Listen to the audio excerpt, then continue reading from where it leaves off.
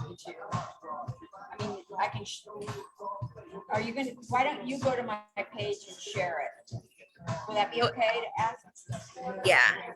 While you're doing that, intro. Okay.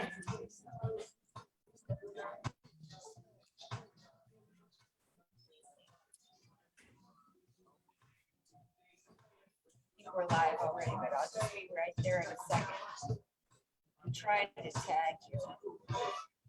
I'm so not the tech person. That's why I run to Ryan. It might be on tagged for you already. All right. So I'm going to start the intro while you're trying to find it. Okay, I found it. Live on Facebook. So Share now, and then share to page. you can be doing that quietly while I'm doing your intro, okay? Because we're live. You ready, Leah? Yes. Facebook. We are going through it today. I'm here with Leah Mendez, and she is right there in that square. And she interviewed me on her podcast, and now I'm interviewing her on my show that's going to become a podcast. So we're doing each other today.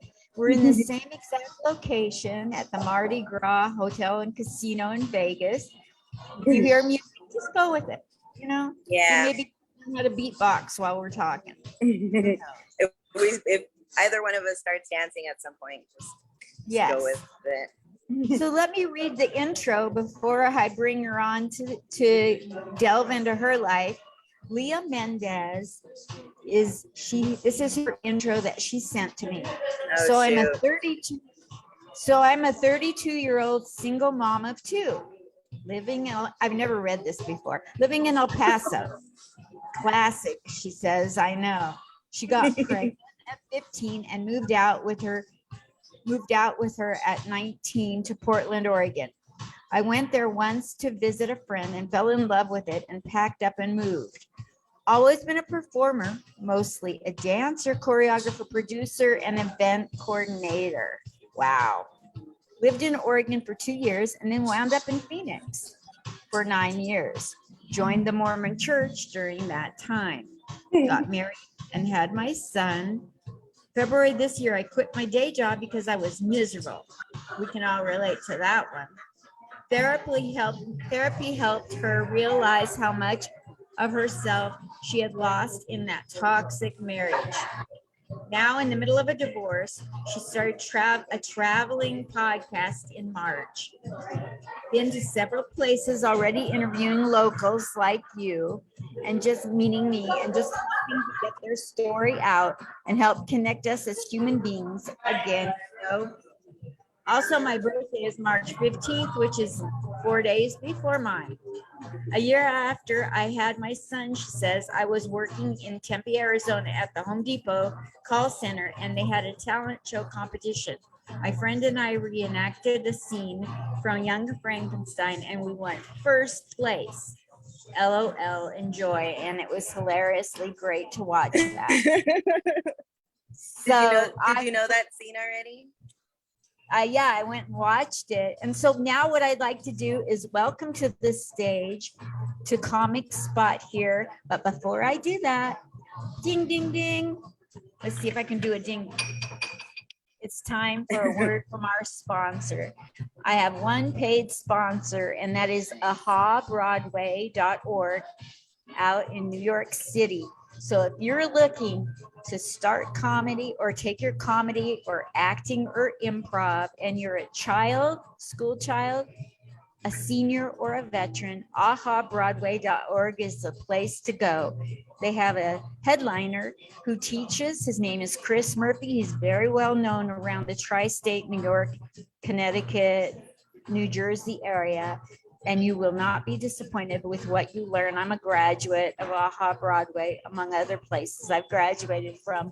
Wow. So thank you so much. Is that like online? Just a second, Leah. So thank you very much to AHA Broadway Broadway, my one and only sponsor. Okay, Leah, what?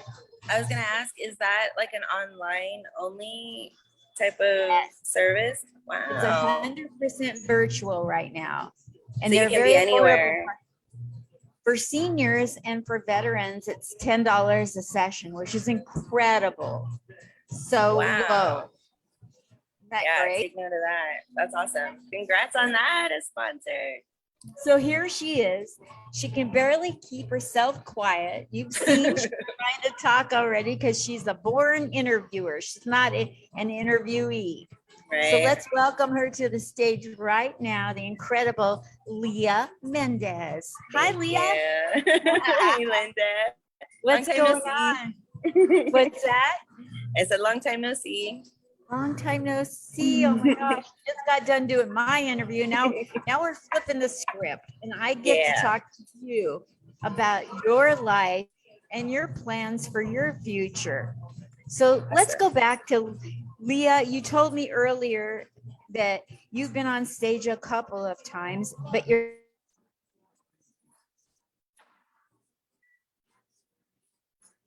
is your internet working, or did you just freeze up on me? You froze up too. It broke. Yeah. So let's talk about you doing comedy a couple times. Not really yet. We're going to get back to that. Let's go back to you growing up. Okay. Have you been a funny, entertaining type person? Because entertaining has been your thing. Not a lot of comedy yet, but you're gaining confidence and traction through all this. So your exposure to comedy. So let's talk about who you were growing up. From as little as you know. Okay, so I born in Austin, raised in El Paso, and I was there till I was 19. I was about 4 years old when my mom was like, okay, we got to get her into something, because I was just always a personality, you know, as a child, always a little performer, just in general. I realized I could make people laugh at my expense at a very young age, you know, and it didn't bother me. And so I got into dancing. I was in a city team. We were called the Texas Starlets, and we wore like purple skirts, and we had like silver stars and white cowboy hats and white boots. And I mean, and we did a lot of line dances to different stuff. And but I was 4 when I joined, and that was how old I was the first time I performed in front of people. And when you're part of a community like that, we were performing like once a month, once every few months at, you know, bazaars, festivals, people's parties, quinceañeras, things like that. And then of course I'm Hispanic, so the family, you know, my cousins and I would always perform for the family, and we would just sometimes we'd make up our own skits and stuff, you know, and just it was a good time. But so I've always enjoyed that. So I got comfortable on stage. And one thing that really helps, I think, as a performer in any avenue, right, is you never know what's going to happen when you're live like that. And I've had so many. The first time I was probably 9 years old, and I was performing at the talent show, and I was doing a solo dance, and it was like the first 5 seconds of the song, and I did a kick, and I kicked too high, and I kind of fell and landed on the stage, and I didn't hurt myself, but I was in front of all of these people who were watching me and like gasped, you know, that I fell. And I just like looked up at everybody and was like, and I stood up and I limped off stage. I didn't even need to limp, but I limped off stage, and they were just like, oh, you know, like pity clapping. And so like I got off stage and I was so embarrassed. And I remember my mom came and found me, and I'm sitting backstage, and they put on the next performer, and my mom comes up to me and she's like, well, you got to get back up there. And I'm like, how can I do that? Like, no, you know, like I was ready to cry, but everyone was watching, so I didn't cry, and I wasn't hurt. I just needed better control. And so after that performer went, they had me go again. And I went back on stage and I did it all from the beginning and I didn't fall. And then everybody clapped and it was fine. But that was the first time I experienced that. And over the years of performing so much, I would, fall or, miss a turn or whatever. All kinds of stuff happens, clothing. I was 13 and my boob popped out from my shirt while I'm on stage and I didn't even realize it because I was dancing. And then when I realized it, the professional dancer in me was like, you don't touch your clothes when you're performing. So I danced off stage and then I pulled up my top, and like, yeah. So I've had a lot of those moments throughout my life where I'm performing and I just totally eat crap or embarrass myself in front of people. And so that made it even easier for me to just make my life. So I just accepted my life for what it was at a young age and just made everything lighthearted and not a big deal. And I realized it's okay to embarrass yourself and laugh at yourself, So I did that until I told you I got, right before I got pregnant, I was in it's a national known show called Viva El Paso. And it's in an amphitheater in the middle of the mountain. And I was 15 years old. Normally they don't hire, because it's a job. So normally they don't hire younger than 16. Most of the performers are in there like 18, 19, some, even older. And, but I auditioned and because I was a good dancer, I made it. And so they hired me as an apprentice, but I still got paid. So that was my first paid performance job. And we had 36 shows that summer. And yeah, talk about, oh man, that's a whole different, time. But yeah, so I've always been a performer. And then I also competed in school growing up. Every year I would compete in a pantomime competition. And so that's silent and you have like a minute and a half to, compete and you have to make people watch. And I always made mine comical. So, I'm used that. I didn't realize how much comedy was integrated in my life until this year when I started being around comics. But yeah, so I just born performer, started choreographing when I was in high school. I would do my friends' quinceañeras or weddings or all kinds of stuff. And then I left El Paso when I was 19. My daughter was 3, packed up and moved to Portland. And at that point I had stopped dancing and performing and was just focusing on supporting my kid and figuring myself out. So I didn't perform. I didn't use that creative anything, except for quinceañeras and for friends, and I wouldn't even charge. I would just commit for 2 months, go to every practice, and I wouldn't even charge them just because I loved it, And yeah, so anyways, did that, lived in Portland for 2 years. And well, I was in Fairview. Do you know where Fairview is? You were helping do choreography at no charge, correct? Right. Okay, got it. Yeah, just because I loved it. So I lived in Fairview, Oregon. That was the first place I moved to. And then, yeah, and I was in the little village community in there. I loved it. Good village? So quaint. Fairview. Mm-hmm. And then I moved to Sandy, which is like at the bottom of Mount Hood. I love Sandy. Yeah. And so after about 2 years, the relationship I was in went downhill. And then I didn't have a community. I didn't have anything out there, no family, friends. So I moved back to El Paso for a couple months. And then I wound up in Phoenix, which I never thought I would move to, especially after living in Portland.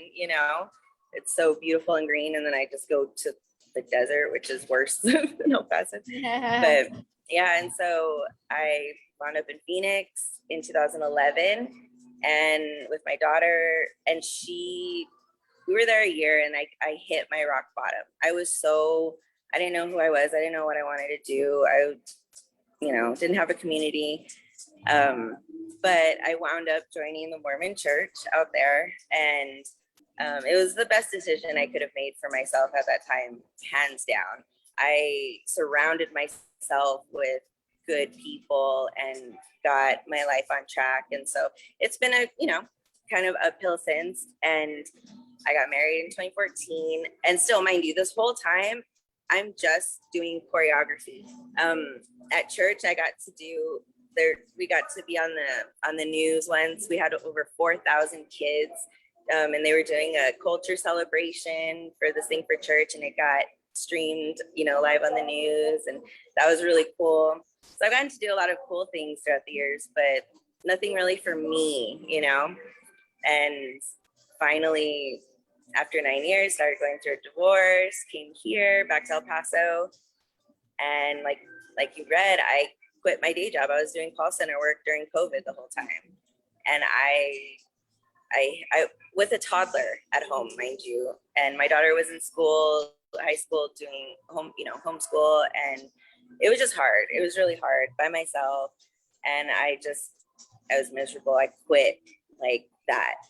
And it was only because I was talking to so many people along the East Coast and the West Coast.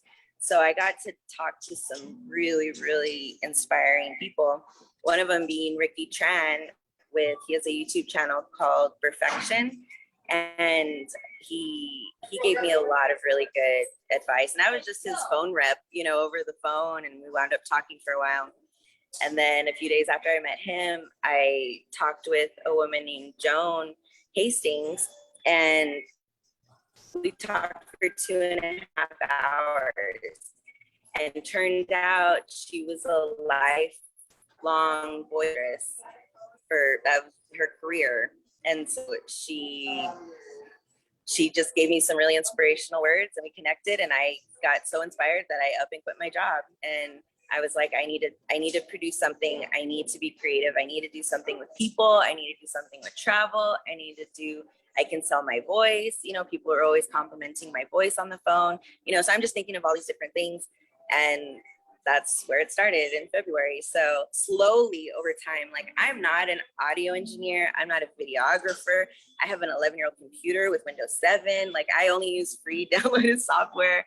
And I mean, I've learned that you can't wait until you have everything in order. You just have to start somewhere. You just have to get on there and start. And that's just what I've been doing and learning along the way. So I've just been meeting people, interviewing them, learning how to edit and do audio and stuff. And so I barely have, I think Ryan was my 5th interview right. Yeah. Ryan Gutierrez. Yeah. Ryan what? Gutierrez. Not Ryan Barasa? Not Ryan Barasa. Oh, okay. My bad. Yeah. Ryan Gutierrez. He's a tech genius. But I did an interview with him, and that was probably my best one so far. Just the layout of it, everything, the sounds better, all the stuff. So it's still a learning curve, but I'm just doing the podcast on my free time because not free time, but I'm doing it for pleasure and not trying to make money off of it or be famous or anything like that. I enjoy my life, and I love people. I love laughing. I love performers. And so when I started meeting all these comics, I realized how much I really never classified comedians with as a performer. Really, it was in my mind, it was comedian's just someone who just goes up and tells jokes and that's it. But I've come to learn it's so much more than that. And it's definitely an art. And I love coming out to Vegas, and I love going to open mics in El Paso too, but seeing people grow. And then when you see them multiple times at different venues and you see them kind of adjust their jokes or, different crowds, I just appreciate all of it because I realize how much it's a performance for them, and they're going through the same emotions that I go through as a performer, where, that anxious feeling before you get on stage. And then the second you get on stage, everything's fine, and you're in your happy place. And then it just means so much when you get someone to smile or appreciate you at the end, you know. But Forget yeah, about so your that's, issues and just be in your moment. yeah. Yeah, So so, you've been doing the interviews for how long now? well, I started them in March. That's when I started recording them. But actually, to kind of give you I had mentioned to you earlier when we were talking with you about how, you know, everything throughout our lives kind of prepare us for where we're at today. And when I was 18, right before I left to Portland, I was working at a dance studio at the front desk, and I got answered the phone, and it was a publicist from Feld Entertainment, and she was coming to town to promote Disney on Ice High School Musical, and so this was 2008. And she was looking for a dance team for, you know, the promo day that she was going to be there. And my boss said no, because it was like 2 weeks away. So she's like, oh, okay. Well, I wrote down her number and I called her when I got off work. And I was like, hey, I am part of a city dance team, you know, yada, yada, yada. And she loved my just everything about the fact that I reached out, you know, just, and I was just on top of things. So she worked with me. We got to perform. And she loved my work ethic so much that she hired me for the next month to basically just be her like executive assistant. And she would give me a list. Like, we had to prepare for opening night, which was media night. And we had to like decorate the whole room that the press was going to be in. We had to get 10 foster kids, and we had to get 10 hairstylists that were going to do up all these kids. We got them outfits, we got caterers, and they all got to meet the cast, and the news was there. We needed a cheer team, I mean, there was all these things that I had to just get done within 3 weeks. And I got all of it done, and I made a nice penny. And it was just, she's the one who planted the seed for me and told me, like, you're a natural publicist. You need to go into communications in college. You need to, you know, and she told me all this stuff. And her name's Leslie Hart. And I think she actually lives in Vegas now, actually. I need to reach out. But anyways, yeah, so she planted that seed. And then when I was living in Portland, a friend of mine who I had traveled to Europe with when I was 17, she called me and she's like, she was modeling, and she's like, I'm dating a Hollywood producer. And we were trying to find, so it was like Hollywood films, indie Hollywood films. So, you know, not crazy high budget, but still enough to like get on, you know, Redbox and Netflix and stuff. And so her boyfriend, Marlon Perry, rest in peace, he passed away in 2011. He agreed to give me a contract as an associate producer to see if I could help raise money. And so I got contracted in that movie. I raised I never knew anybody with money, but by networking and learning it all, I was able to raise a couple tens of thousands. I mean, the minimum investment was like 20,000. So I got to do that. That was exciting. That was really thrilling. And I did it all over the phone. No video. I was meeting people and networking and talking to people over the phone. And it was really cool. And then so I got contracted. Congratulations. That's a big deal. Yeah. And then when that movie, that kind of like slowed down. And then there was another movie called Mysteria with Danny Glover, Martin Landau, Michael Rooker. I mean, there's a bunch of big names. They all got together. It was like a $400,000 budget, and they made this movie, and they were in post-production, and they needed more funds. So I got contracted in that, and I was able to raise some money and got some investors for that one. So that one's really cool.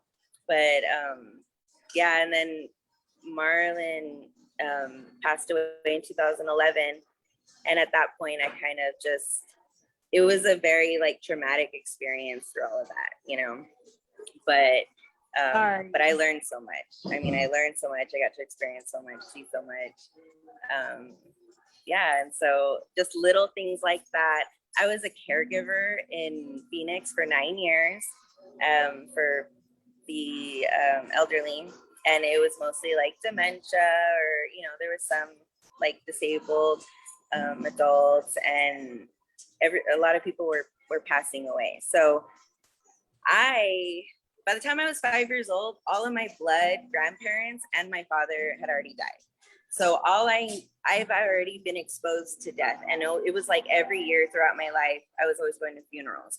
So death to me is different compared to some other people, you know? And so being a caregiver and taking care of somebody who's dying, it's a certain skill you have to have, but it burned me out after a couple of years. I'm too empathetic, and it's just too emotionally, like, it was hard after a while. But with all of that, I grew and I learned and I appreciated people just more and more at all stages of life, you know? And so that's why I love talking to people of all ages. And you never know someone's story. You never know, oh man, you never know what you're going to get from that interaction. And I wish more people were like that. I wish people weren't so closed off and were more open to just talking, and with no, I don't have any like intentions when I'm talking to someone. I literally, if I'm talking with someone and I'm asking them questions, it's because I want to know and understand them, period, you know? And that makes for the best conversation, because exactly, if you don't have an agenda, they can feel it. And if you're asking pointed questions, it closes off conversation. Yep. Yeah.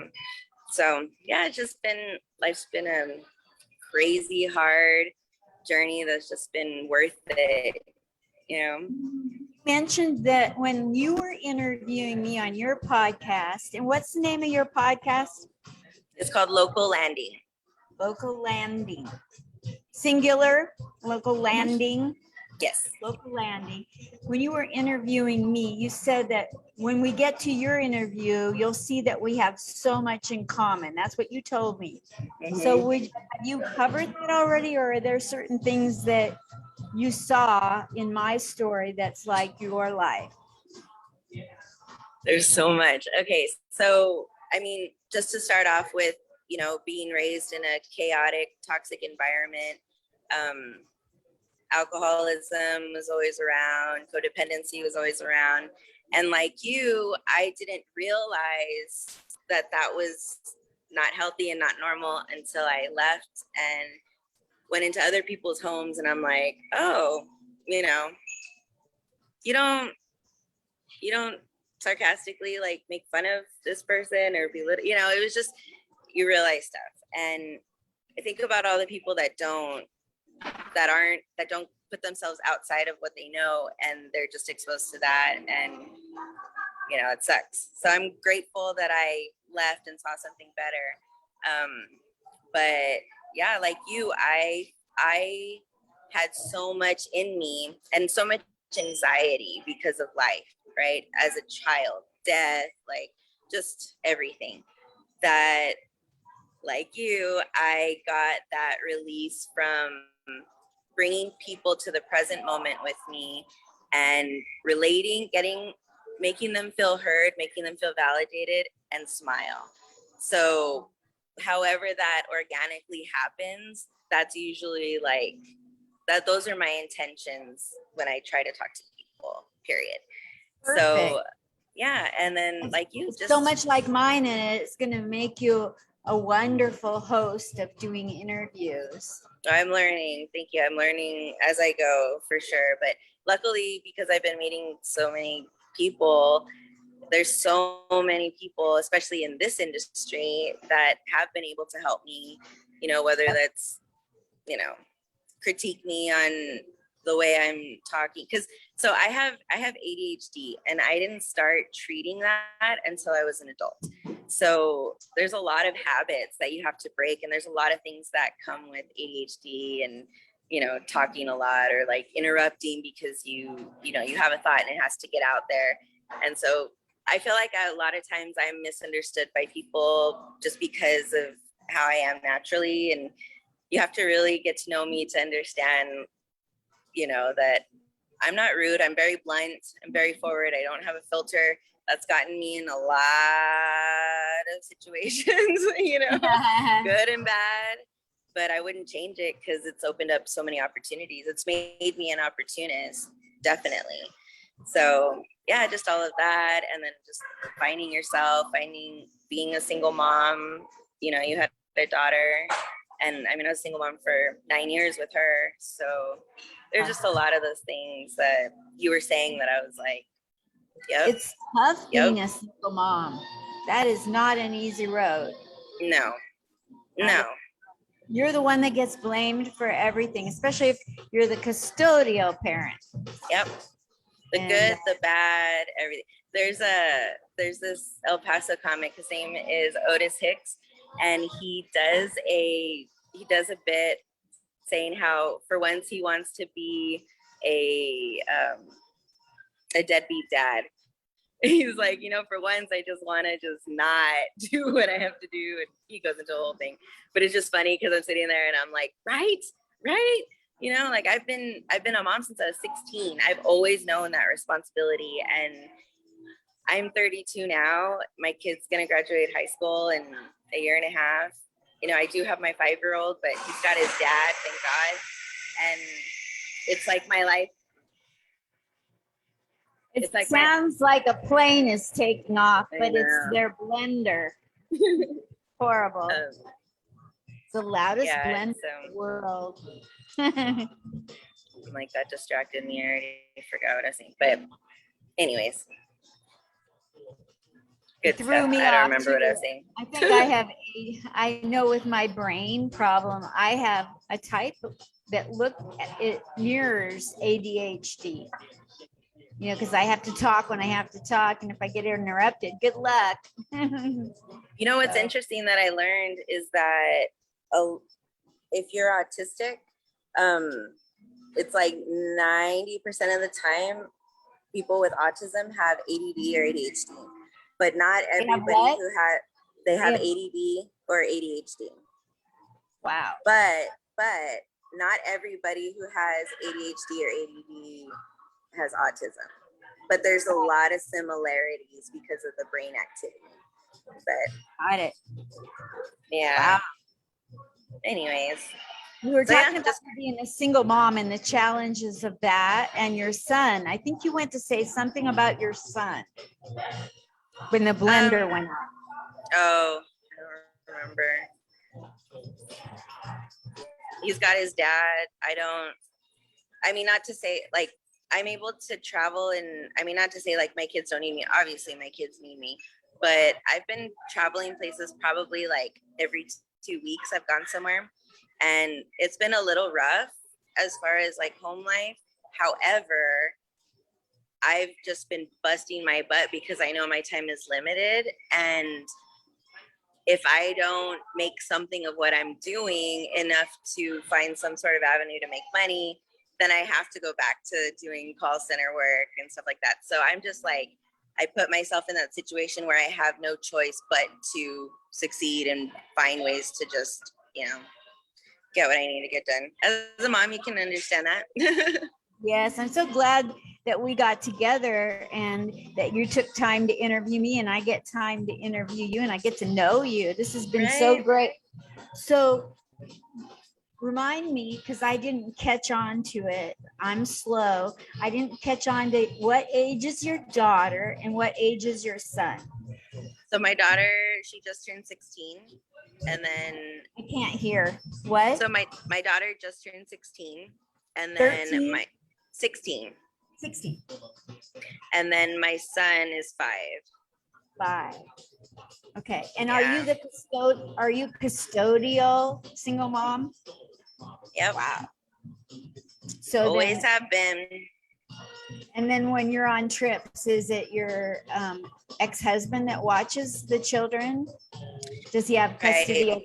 Well, he's just father to my son. So my daughter high school is a block from where my mom goes and stay at my mom's, and that works out fine. And then right now, my mom is working it out with my ex-husband around his work schedule to watch my son. So Yeah, Fabulous. it's hard. I appreciate everybody's sacrifices. I know that, it takes a while, but I'm starting to see like the fruits of that labor, and they are too. So it's a little less heavy now, Yes. Before it was like they couldn't see it. And you know why? Because it's hard for people in my family to support me, I think, because none of them are pursuing careers with their creative side.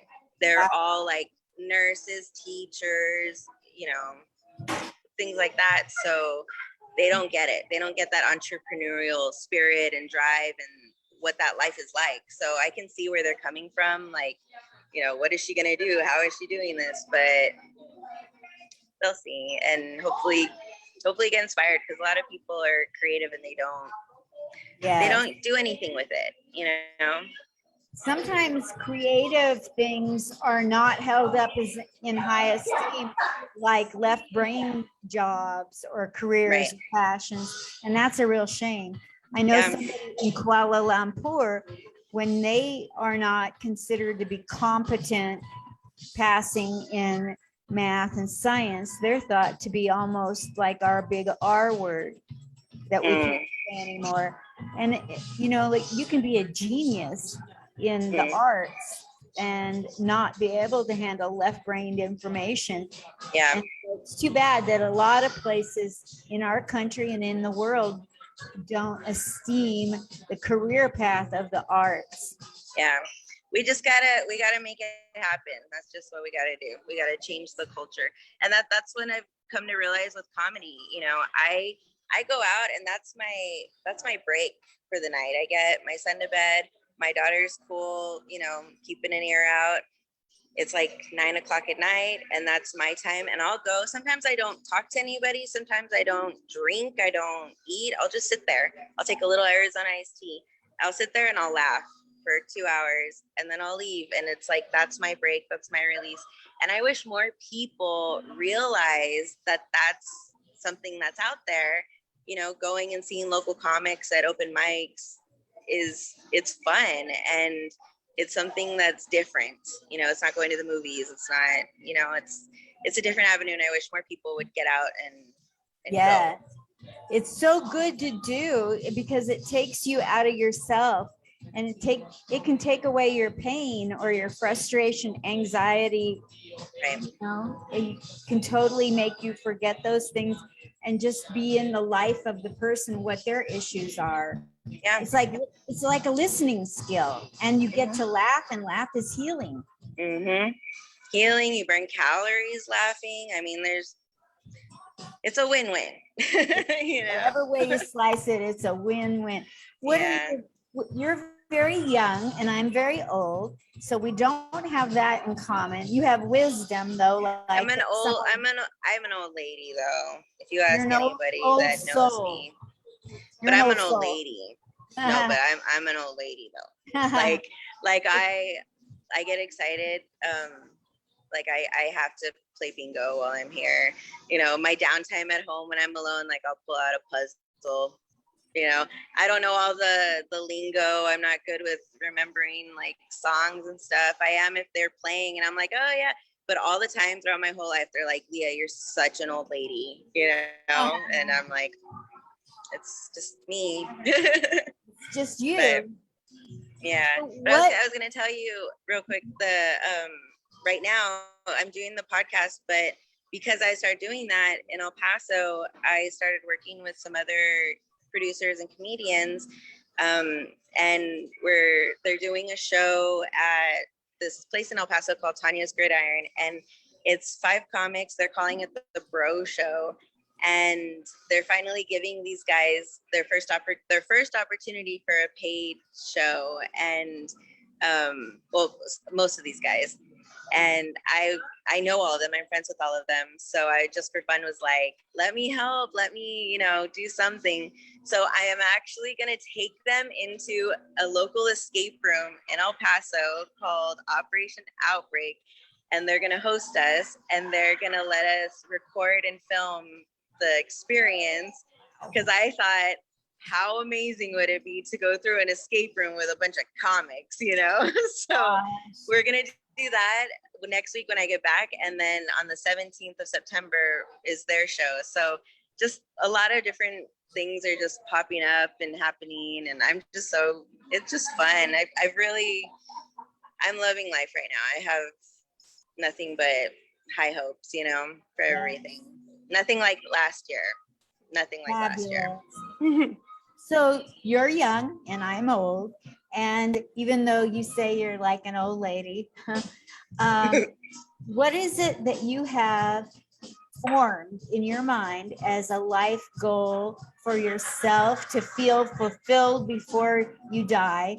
And how do you want to leave the planet better off because you were here? I think that's a great question. I feel like when I think about when I die, right, and what people might think or say of me when I'm gone, I would hope that they knew my heart, they knew my intentions, and saw that I try to focus on the things that all of our commonalities, right? We can all find things that we have different from each other, but I feel like we have way more commonalities than anything else. And so I like to focus on that, and I like to push positivity, and I'm inspired by people. So when I meet someone, especially a performer, I naturally just want to help them in any way that I can, you know, and not like to be like a critic or anything, but just as a fellow performer, it's like, hey, you know, here's some notes or whatever. This was great.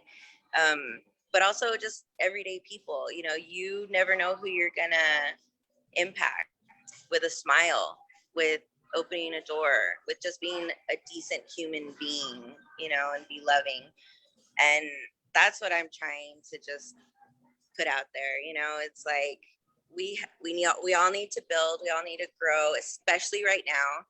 And the best way in my mind for us to, especially right now after a pandemic and the way everything's so divided and stuff in so many ways, it's like we need to focus on the things that do connect us, and we need to listen to each other, and we just need to spread love. We just need to always assume good intentions with others. Don't be prideful. Don't, be offended easily. Things like that help make life easier and easier for other people around you. What was the last part you said? It got quiet. It just helps make life easier and for people around you as well, you know. Absolutely. When we bring drama to our event, wherever we're at, whatever we're doing, it makes it hard on us and it makes it hard on the other people. The more that we can get rid of hearing everything through the eyes of drama, the better everybody is. Yeah, and not to say that you have to be perfect. I mean, one of the biggest things is some people say, you know, like, oh, Leah's putting her stuff out there, or she gets too personal sometimes. And really, the stuff I put out there are things that I'm comfortable putting out there because I'm not ashamed of my life. I'm not ashamed of the things that have gotten me where I am at right now. And when I'm grateful for something, I show it, and I wear my heart on my sleeve. And yeah, I can be misunderstood, but it's okay. What was the last part? I said I can be misunderstood, but it's okay as long as I know who I am and my intentions at the end of the day. I wish more people were more forgiving and more understanding that we're fallible, and not one person is walking around deserving of, you know, riding a horse like that. And it's never too late to make amends. If you need to, it's never too late. Doesn't matter how old you are. We're always learning. We're always growing. And it's okay if you mess up. It's okay. You need to mess up. Yeah. It's just what you do with it after the fact that is gonna, you know, direct your course. Absolutely. Yeah, that's what I want to like share people, like, hey, you know, you're good, you know, let's Life move is forward. you live life very richly with those tenets and those beliefs. You're living a very rich life. So Yeah. Forgiving ourselves when we mess up, forgiving others when they let us down. And like, I try to go through everything with no expectation, Yeah, you know, I was just gonna, yep. people Or will let low you down. low expectations. You know, we Yeah. all have like people that promise us they'll be somewhere at a certain time or call or do something for us and then they don't. And, you know, but which is fine. extending grace and forgiveness. Right. Well, and I was gonna say it's okay if you do that. Like some people might get anxiety, something maybe they slept in, whatever may happen. But are you communicating with the people that, you know, are you communicating and being honest and upfront about your situation, about what happened? Or are you just avoiding it? Or are you, you know, lying? You don't have to do any of that. You can just be honest and be yourself and just accept what is, you know? Yes. You have to. You know, for the first, I don't know, like 63 years of my life, I held everything in. And I'm not gonna anymore. I'm gonna be myself and let the chips fall where they may. Oh yeah, no, that's great. Anywhere to be a chameleon. How inspiring of you. I love that. I especially as women. I mean, men are getting it hard right now these days, but especially as women, to be able to just express ourselves. I mean, I grew up loving Shirley Temple and I Love Lucy, you know, like those were my idols. And mine too. Yep. And so it's like, I want to be able to get away with living life like that, you know, just always just making the most of it, whatever it may be, you know, whatever it may be. And sometimes I go dark with my humor, but that's the situation, you know, so you just have to be honest with yourself. Yes. And, you know, like, I think that if the pandemic has taught us anything, it should teach us that there's room for everything and everybody in this world, every kind of humor, every kind of performance, every kind of political view, every kind of opinion. And like, what's it going to take? A fifth world pandemic for us to get along? Come on. No, I'm saying that right. I know. I remember one of the things you had asked me, and I was like, oh, I'll tell you when you interview me. So the first time I got on stage to do stand up, it was at Mona Bar of Modern Art, downtown El Paso. And it was mostly comedians there, which had become my friends. And I was drinking and I was enjoying myself that night. And I just felt like I was in the room with a bunch of my cousins, just, you know, and it was almost like a testimony, my testimony, like it's just like pulling you, you know, like you got to get on stage. And so I was like, I'm going to go up. And so I did. And I had no idea what I was going to say. And I don't really even remember what I said, but I do remember that I first introduced myself as Leah Stites, because Stites is my maiden name. And it's Stites. And growing up, boys thought it was so hilarious to call me Leah's tits or Leah's titties. And so I always grew up with people joking and calling me that. And so I told that while I was on stage. Well, the very next day, I get a Facebook message from someone with like Jason Statham's picture on their profile. And all they said was in the message, they just said, Leah Stitties, ha ha ha ha. So I'm like, okay, this is somebody from the show, somebody I know, like, you know, and I'm like, who is this? And they're like, well, let's video chat and you'll see. So I'm like, okay. So I video call them. And sorry, this is ridiculous. So I just see like the camera come on and it's just this like little brown face guy with a big old smile. And turns out he's a Pakistani soldier over there in Pakistan, and he just happened to see my maiden name somewhere and put that joke said that joke himself and sent that to me the very next day. And I was just like, oh my gosh. So here I am video chatting with this guy. This is a few months ago. And now he's like one of my friends. But I started getting a lot of Middle Eastern followers, and people from different countries started following my page and messaging me. And, you know, there's bots and stuff, but there were some that I would look and I'd be like, okay, this is a legit profile. And I would message them back. And I've been having conversations with people in all different languages. Like, thank God for Google Translate. And I love it because we're so ignorant, especially when it comes to other countries. All we really know is what we either experience or what we see. And what we see is being controlled by people who want us to see certain things. So I have to form my own opinion about things, about whatever, people especially. So that's what I've been doing too. I've been talking and interviewing and recording. I have some that I'm going to publish of me talking with people from Afghanistan, Pakistan, Barcelona, Spain. Yeah. So Super. yeah, but it made me think of that because you were saying, like, it doesn't matter what you believe, it doesn't matter. And that's what I'm learning. It's like people with completely different lifestyles, completely different religious beliefs. And yet I'm still able to have, you know, an hour-long conversation and laugh and connect somehow. You know, we're all able to do that. So we all need to do that more, period. Keep it up and you're going to get the Nobel Peace Prize. International discussion. I always say lift, or I always say, because I heard it somewhere, lift where you stand. And so I hold on to that. You know, I try to just be helpful wherever I'm at, you know, in any situation that I can, and not overextend yourself, learn boundaries, and, you know, things like therapy helps with all of that. Yeah, but yeah, love yourself, accept yourself, because you never know when it's going to be your last day here, you know. And feel comfortable saying no when you do feel overextended, and not take yourself through a lot of guilt like I have for 63 years before I grew a set. Yep. Just be honest with yourself. That's most important.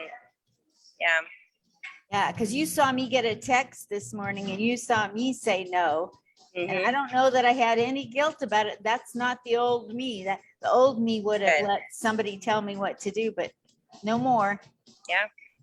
Yeah. Yeah. Well, and look at how long it took you to get to that point. But, you know, again, we're all on our own different paths. We're, you know, there is no right or wrong. Everybody's on their own, and we can't base how we feel somebody is successful or not based on our knowledge, our experience. Let everybody be and have their own path. And as long as they're not hurting you, leave them alone. Like, leave your opinions, leave your negative thoughts, like the energy that you put out there is, it does something. And people need to remember that, even if it's online, you know. Let's talk about karma for a minute. I want a young person's opinion of putting out good karma and putting out bad karma. I know, but I want to have that discussion with you before we close out. Talk to me about some good and bad karma you've seen in, I assume that you're millennial, right? I think I think I'm 32, so I'm still right at the cusp. Yeah. So talk to me about good karma and bad karma, your perception being a young person, because I've got the old school version of it. Talk to me. Well, I am an old lady though, so I don't know. We'll see. Well, okay. I at a young age, because I was always observant, an empath, I didn't realize and take hold of it, obviously, until I was older and really started to see how I was putting myself in situations and then dealing with these consequences that were unnecessary, but necessary at the time for me to learn, right? So the biggest thing, I probably when I like started going to church and really like establishing a connection with my higher power and stuff, that's when it really got planted in my head, as far as the words of karma or energy, and just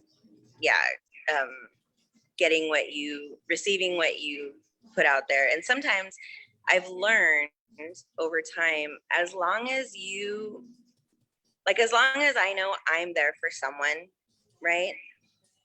I'm comfortable and I have faith and hope that someone, not that person, not have any expectations of who, but somebody will be there for me when I need it.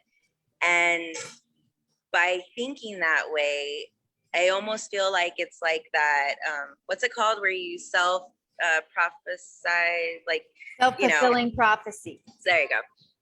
It's almost like that, where I don't have, like right now, I don't have any steady income. I'm not making money right now, but I have an apartment, a 2-bedroom apartment with my kids. And people are like, how is she traveling? How is she doing this?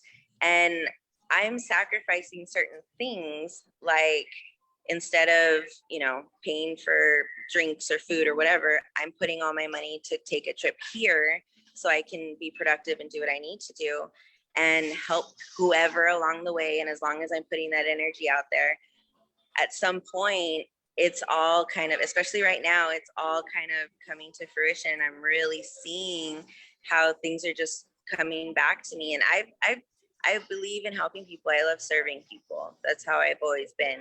And so, again, as long as I know that I'm out there serving and there for someone's going to be there for me. And it has happened so many times. Like, whether it doesn't matter what it is I need, somehow I'm able to just manifest it through people or whatever. And money, bills, whatever I need, when I need it, it's there.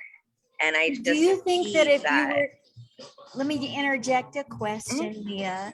Do you think if you were putting out bad karma, that good things would come to you like that? No. I think that, and I've seen it where people are, let's just say, like, self-deprecating, right? If they're self-deprecating and they're putting that energy out there, that's what people are going to think. That's what people are going to feel. Even if you're doing it with a laugh, you're still self-deprecating yourself. And that's not a positive energy. And so I've seen people who, try for something, but then they have that negative state of mind, and then things don't work out for them, and then they're upset. And it's like, from the outside looking in, I'm thinking, well, maybe if you weren't so negative, maybe if you just kind of stepped out a little bit and appreciated, whatever, Right. then yeah, it comes back to you. It's I believe in energies 1,000%. I mean, the science is there, but yeah, it just definitely 1,000%. Yes. You're like a bright light in a dark world. I mean, if there ever was a bright light in a dark world, it's you. So you're my, it's just because I can. As much as you said I inspire you, you inspire me.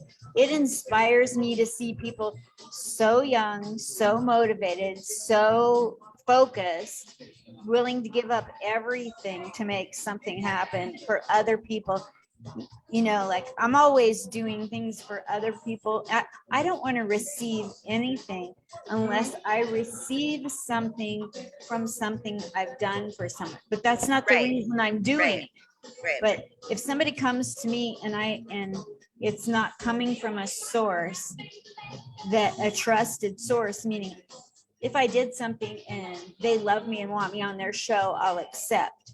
But if it comes out of the blue from God knows where, I don't, you'd have to talk me into it, because I'm trying to put out selflessness, and I only want selflessness back.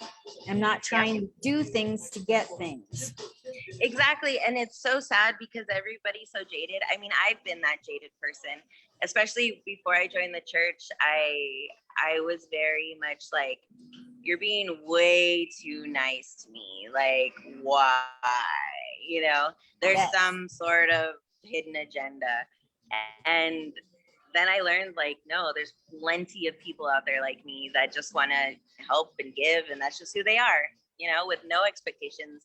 And that's the best way to live, is with no expectations. And it's hard sometimes, especially when you grow up in that type of environment where people have these expectations of you and being a performer. I mean, it's you have to find that balance. But yeah, I love that. So in closing, where can people find you? Doing what? Where do they follow you? How can they support you? Whether that's maybe Venmo, Cash App. You say that you have no income coming in, and yet you're doing, I know what these costs to do this, and you're traveling to do it, and you have a very old computer, and you get free downloads. So you could probably throw out a Cash App, a Venmo, PayPal, and where to follow you, so we can help your numbers grow, so you have more social visibility. No, that would be awesome. So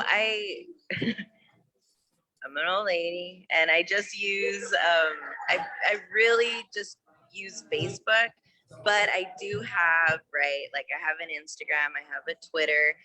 The Twitter only exists so I can follow Bachelor alumni on their live tweets when the episodes air, you know. So but I'm on Facebook, so you can find my personal page is Leah Mendez.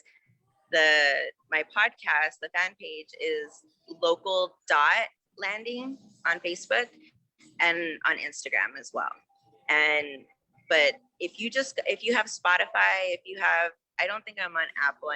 I'm still working on getting on the rest of the platforms, but I know Spotify, Google, there's several of them that I'm Local Landings on. So you can just look at Local Landing, and it's a picture of me upside down with headsets and like just the epitome of me. And I said, I just have like 5 episodes out, but my website is local-landing.com. And on my website, I do have a section for donations. I have my Venmo listed there, and then I have it connected to a GoFundMe account. And I got one donation. This woman I knew in Phoenix, she's from Africa actually. And anyways, she donated like $50, and I was just like, made my day. I was just like, oh my gosh. I don't even know how to like withdraw or do anything yet. I'm just like, I just got excited that I got a donation.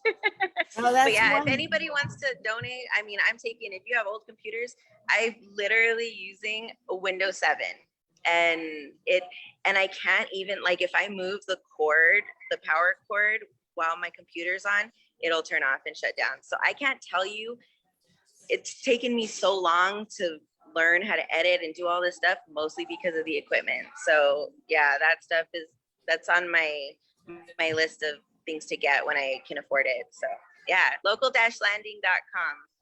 Local-landing.com for all the places you can help her and help donate to her cause. She's young, and she's gonna outlast me. And follow me. I need people to interview in places to go. So if there's anyone that sees this that wants to be interviewed or knows someone that, you know, has a local business or is an entrepreneur, performer, it doesn't matter. I want to get to know the locals in different cities and have other people get to know them too. So contact me. You can contact me on my website. You can contact me on Facebook. But I'll respond and work something out, you know. So I know quite a few people who want to be interviewed, and I can only interview them so often. And so when people say, who else do you know that could interview me? Your top's on the list now for that. Yeah, perfect.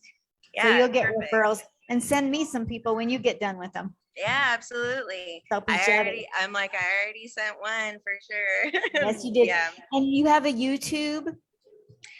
So I have a personal YouTube that I have like 3 videos on. One of them is a 14-minute long production that I put on there's probably like 30 people from church, ages 4 to the oldest was 90 years old. And I made a mix of different songs, and it was this whole thing. So I have that video up there. And then on Valentine's Day, it was 2 days after I had quit my job. I text a bunch of my friends and I'm like, send me videos of you dancing. Like, I'm sad and I need to feel better. And I got a lot of people that sent me stuff, and I put it together and made a dancing thing. And so I posted that. And then I did an episode with Adam Dominguez when I came with a bunch of Texas comics last month, and it was his birthday when we came. So I documented a bunch of videos and stuff from that week. And so I made him like a little montage of that whole week and all of its craziness. But that's all I have on there, and so I don't use it, but I'm going to make a local landing one so I can start putting my episodes out there. Luckily, this trip I'm getting a crash course on everything. Like, I'm getting new software already on my computer that's going to make my job so much easier. I'm so excited. I'm just learning every day, you know. But well, you, like I said, Leah Mendez is a bright light, everybody watching. So let's get out and support her. And I'll put her link. Please send me all your social media links to where you want followers. And I'll add on to the post those items, and also mention that you can look for her GoFundMe and her anywhere to donate to help her afford better equipment and for travel expenses, because it's expensive. yeah, So definitely. as we close out this fun day, we've had a fun morning together for hours. Yeah, we have. So I'd like you to do the closing statements. Anything you want to say to encourage performers or not performers or both? Anything you want to say? Yeah, so like I said, performing, period, that's kind of my expertise, right? So when I see comedians, especially comedians like all the ones that I've been seeing, I wish that they would realize that they're being watched and they're performing from the second they get on stage to the second they get off. So whenever you're being watched like that, you have to not break your character, don't take a step back, don't self-deprecate, don't, even if you're going to tease yourself, do it in a more lighthearted way instead of like, I'm a piece of crap or something like that, So, love yourself, put yourself out there. Don't be scared to talk to people. Don't be scared to be vulnerable and open up, and don't feel ashamed of your life and the mistakes that you've made and the trials and tribulations you've gone through. Don't focus on that. But remember that all of us are in the same boat. We might have different beliefs, we might have different levels of income. It doesn't matter. We're still on the same journey trying to find ourselves, and we have to come together somehow, and we have to support each other. There's no need to be competitive. There's no need, especially in the entertainment industry. I mean, yeah, sure, big contracts and stuff like that. But if you imagine if we, just in the comedian industry, right? Imagine if we lifted up comics to where it was so normal to pay and go out to see, a comedian or several comedians, and that's the norm. That's only going to happen if we make it happen, and we're in charge of that. So let's share, let's lift each other up, and if people are going to get deals, they're going to get deals, but we can make it to where, just in general, everything's more abundant if we realize that we're in charge of making it that way. Just do the best that we can in our own lives, and don't try to micromanage other people. Yeah, and accept your faults, accept your everything, and just move forward. Just always move forward. Perfect. Yeah. Thank you so much for this wonderful day I've had with you. Fun. You guys, I know it's I'll put the stuff up. You got to follow her. You got to see if you can dig in and donate $10 or anything to help her. Or contact me so I can go visit. And I only do in-person interviews. And you only do what? In-person interviews that I record and publish. So I go to you. I want to see your home, not your home. I want to see your home life, like as far as your city and what's there to do locally, you know, contact me so I can get to you. I know I'm going to California, I'm going to New York, I'm going to Georgia, New Mexico, and I want to get everywhere in the US at some point. So yeah. Perfect. She has goals. Let's help her get those goals, check those off and make things happen. Thank you so much, Leah Mendez. You're a delight. Thank you, Linda. You're a delight. You're like the future. Thank you so much. Bye. Love you lots. See you in 2 minutes. See you in 2 minutes when I come over to your table.